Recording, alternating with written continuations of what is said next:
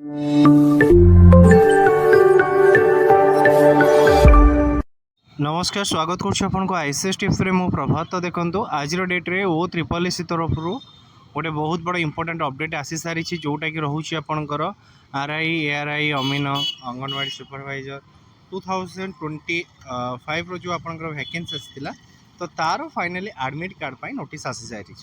तो admit card किपर download करेंगे step by step आपको कंप्लीट गाइडेंस प्रोवाइड करी। आज डेट में जब ऑफिशियल वेबसाइट को विजिट करेंगे देखो ये जगह गोटे छोट नोटिस आपको देखा मिल जाए। नॉर्मली आपको क्लिक कले आप पीडीएफ टी ओपन हो जाऊँगी। तो पीडीएफ रे देखो कि आपंकर एडमिट कार्ड रिलीज कथा ही ये जगह मेंशन करी। तो download admission letter for the written examination of written test under CRE 2025 आउ आपको मॉक टेस्ट ये जगह दे रखी। ऑफिशियल वेबसाइट को आपने विजिट करके मॉक टेस्ट डाउनलोड माने दे पारे है ना। तो आपको डाउनलोड करने को एडमिट कार्ड कौन करा पड़ो जमीक कि आपंकर बेसिक लॉगिन क्रेडेंशियल थाए ना।